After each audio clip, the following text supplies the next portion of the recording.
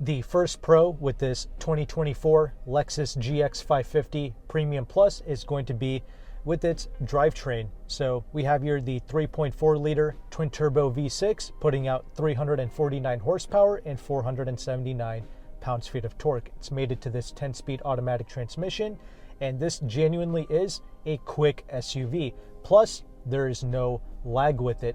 You just simply surge off both around town and even out on the highway. This vehicle just picks up in speed and goes. But there are two cons with this drivetrain, and that's first going to be with the paddle shifters. They're pretty lethargic to react, even in the sport mode. But as mentioned before, you just leave everything in its normal mode and its automatic setting, then the vehicle performs fine.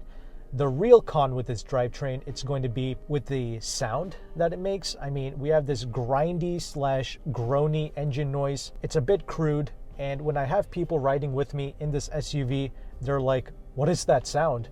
And I'm like, "That's just the engine. We're just casually accelerating, not doing anything crazy."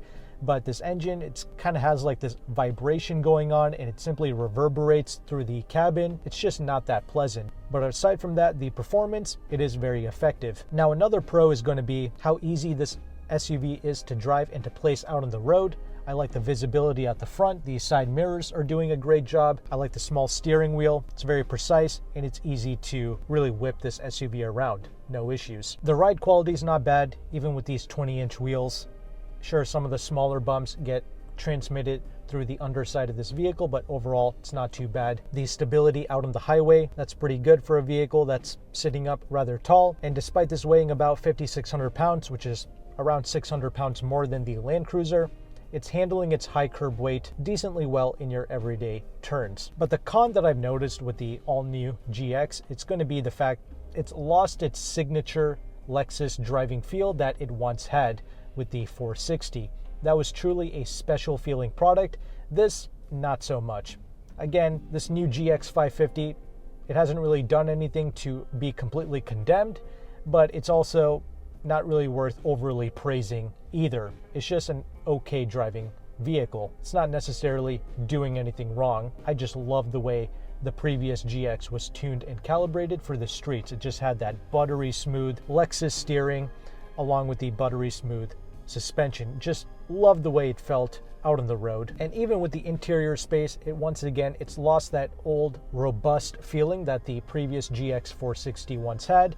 But the interior, for the most part, it's not bad. I do like the layout and this massive screen.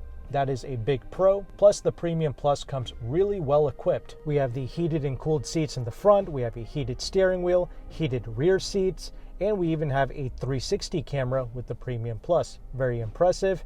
And I also like the fact that we have the wireless Apple CarPlay, the wireless Android Auto. All of that works perfectly, and we even have a wireless phone charger. Plus, the screen is easy to use, and despite all of the HVAC being embedded into the screen, it's easy to access and easy to control. The digital gauge cluster, that looks fine, and there's no real glare going on, even in harsh sunlight with either one of these screens. Seats are really comfortable. That's another big pro with these newer Toyota Lexus products. You have good lumbar support, and the passenger seat, it is electronically controlled. One subtle con with this interior is going to be with the width of the cabin in the front. If you have a bit of a wide driving position, then you might have to watch out for this in the driver's seat because it does feel a bit narrow up here. I'm 5'11". The rear legroom, it's pretty much average. It's not really a pro or a con. It's not that lavish back there, but it's okay. But once again, you do have some good features back there, like the climate control, which you can access in the back. And we even have a third row with this particular GX, and I can genuinely fit back there as well. So that is a pro. So if you're under 5'11", you should definitely be able to fit in that third row seat. But keep in mind, if you have the third row up, then you have absolutely no trunk space at all. But I'm not really going to label that as a con. Overall, having the third row, that's a pro. Once you have those seats folded down, you have a very large trunk, so that's a pro. Plus, the spare tire is located underneath. A small con that I noticed is there is no sunglass holder here in this vehicle. That's kind of sad and a bit weird, but oh well. The center console and the glove box, they provide a decent amount of space. But the last real pro that I want to mention is regarding the safety of these new Toyota Lexus vehicles. Sure, this GX might not have been tested by the IIHS or anything, but we can look at the Tundra as an example. The previous generation Tundras were pretty much the least safest trucks in a crash test.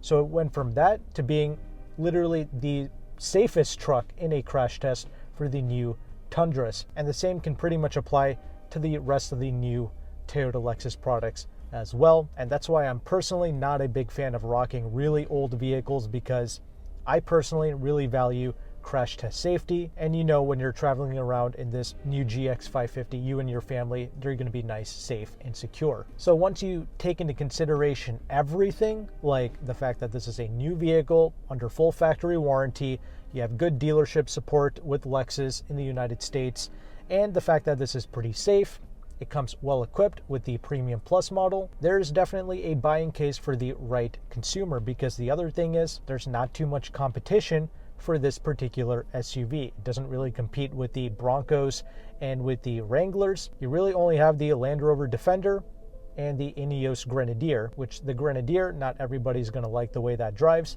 although it does look amazing. And the Defender, yeah, I absolutely love that SUV.